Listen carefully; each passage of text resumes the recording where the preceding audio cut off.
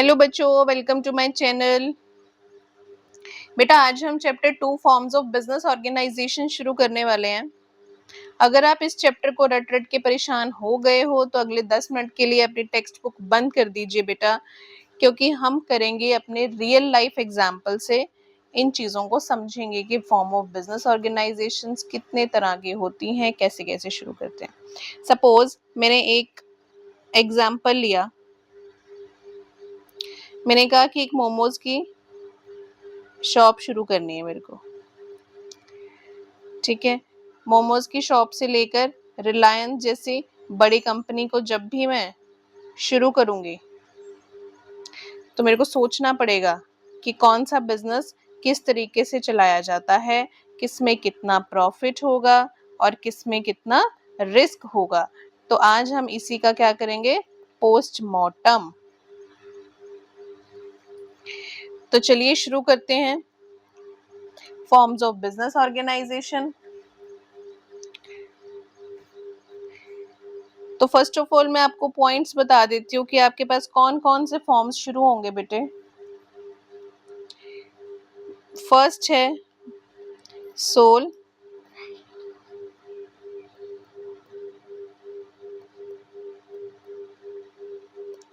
Sole proprietorship.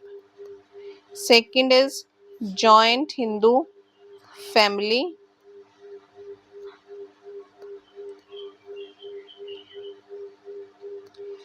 Third is partnership.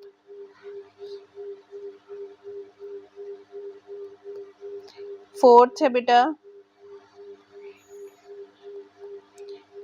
Cooperative societies.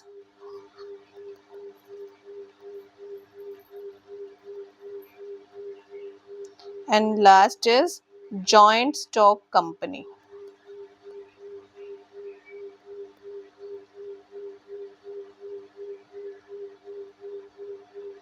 ये आपके पास जो है 5 टाइप्स की जो है फॉर्म्स ऑफ बिजनेस आ गए आपके पास। ठीक है,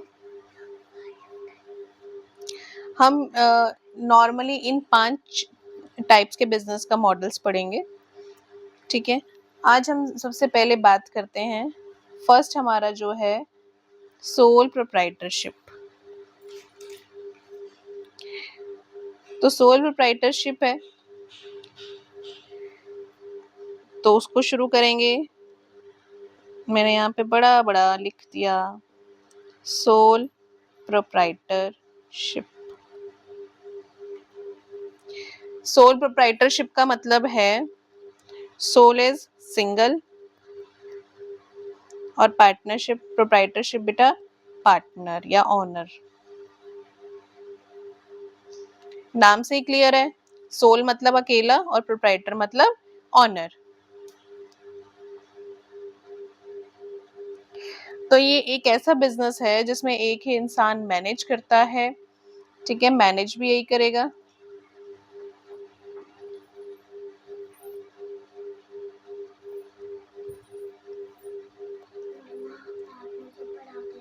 मैनेज भी यही करेगा, कंट्रोल भी यही करेगा और सारा पैसा भी यही लगाता है, प्रॉफिट भी इसको ही मिलेगा और लॉस भी।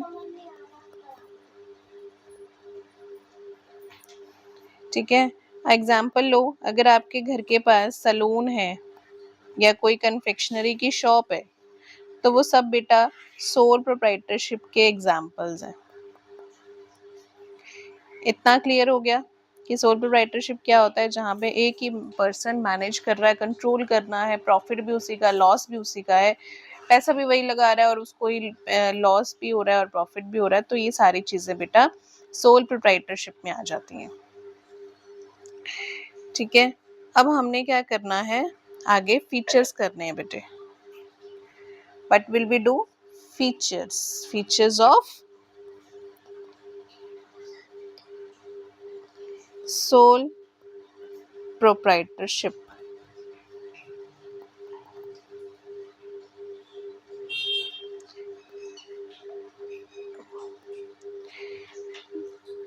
तो फर्स्ट इज सिंगल ओनरशिप।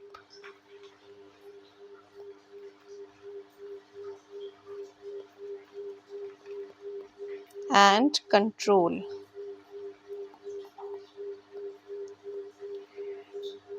ठीक है, सारे डिसीजंस अकेले ऑनर के ही होते हैं, किसी से परमिशन लेने की जरूरत नहीं होती।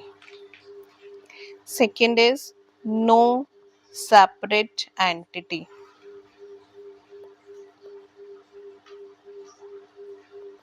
What does entity means?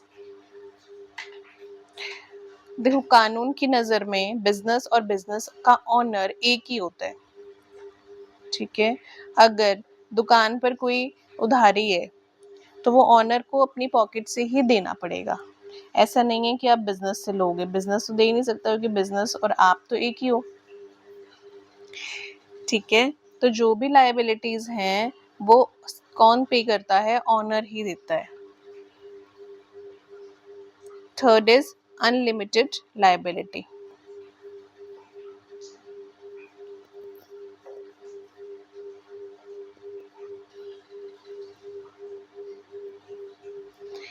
Unlimited liability बहुत इंपॉर्टेंट है, इसको समझो अच्छे से। पहले एग्जाम्पल बताती हूँ, उसके बाद आपको इजीली क्लियर हो जाएगा। मान लो एक शॉप पे लॉस हो गया 5 लाख का,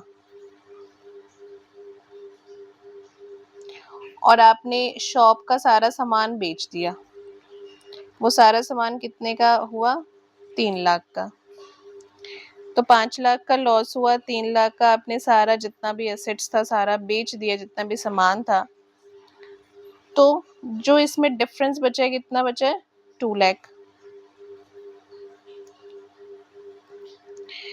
तो दैट मीन्स कि जो 2 लाख है वो कौन पे करेगा? ऑनर ही पे करेगा, चाहे उसको अपनी गाड़ी बेचनी पड़े या अपना घर बेचना पड़े, जैसे भी करके उसको ये सब चीज़ें क्या करनी पड़ेंगी? पे ऑफ करनी पड़ेंगी। तो इसको बोलते हैं बच्चे अनलिमिटेड लायबिलिटी। आई होप आपको इस एग्जाम्पल से इजीली क्लियर हो गया होगा कि अगर लॉस इतना है और इतने का आपका सेल हुआ है, जो बाकी का पेमेंट है वो भी आपको ही पे करना पड़ेगा। तो ये 2 लाख जो है ये आप कैसे बेचो पे करेंगे? या तो सेल करनी पड़ेगी कार, या आपको अपना हाउस सेल करना पड़ेगा। क्लियर है जी? तो इसको बोलते हैं अनलिमिटेड लायबिलिटी। लायबिलिटी कोई भी लिमिटेशंस नहीं है, आपको जितना जितना लॉस होगा उतना उतना आपको पे करना पड़ेगा। नेक्स्ट है बेटा मैरिट्स एंड डीमेरिट्स। कौन सा कलर लें? सुंदर सा कलर लेते हैं कुछ।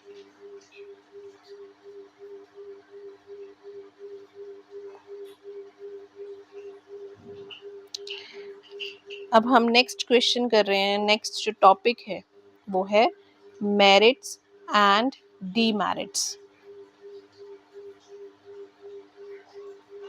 फर्स्ट मैं मेरिट्स ही लेती हूँ पहले।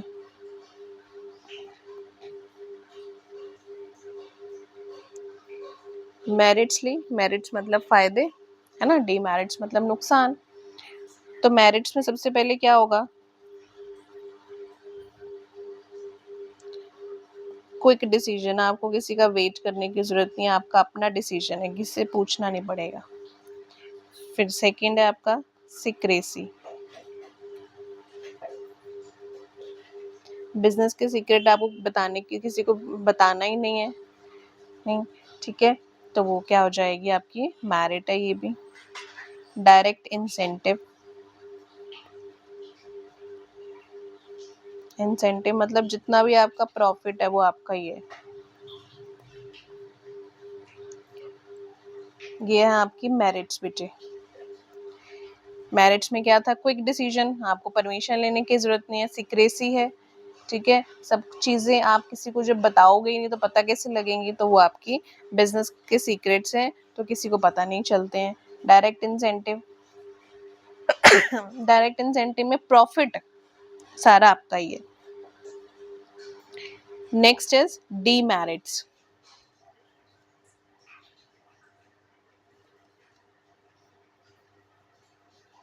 डीमेरिट्स में first is limited resources,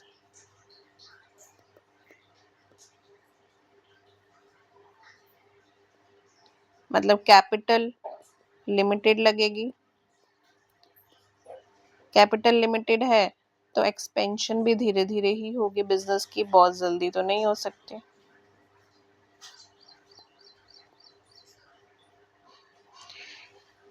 clear है बच्चे? Limited resources. Second is limited life,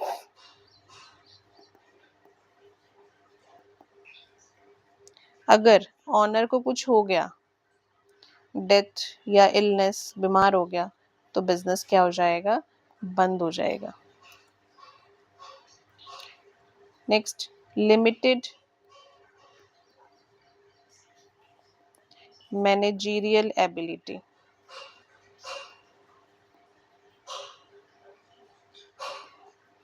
limited managerial ability एक इंसान है, ठीक है, एक इंसान है, सेल भी करेगा, अकाउंट भी बनाएगा, प्रोडक्शन,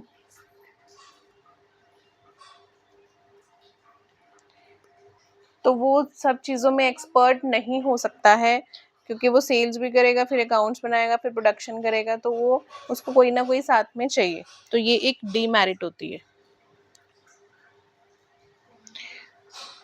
ठीक है बेटा, तो शॉर्ट में समझें तो अगर जल्दी बिजनेस शुरू करना है, कम पैसे और सारा कंट्रोल अपना,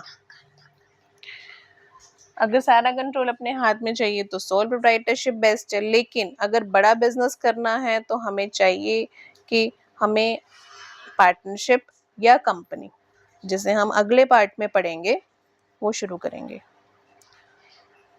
क्लियर है जी? अगर ये आपको छोटे छोटे एग्जाम्पल वाला कंसेप्ट समझ आया हो तो वीडियो को लाइक करें और नीचे कमेंट में बताओ कि आप बड़े होके कौन सा बिजनेस खोलना चाहते हो। Okay, see you in part second. Bye bye, स्वस्थ रहिए।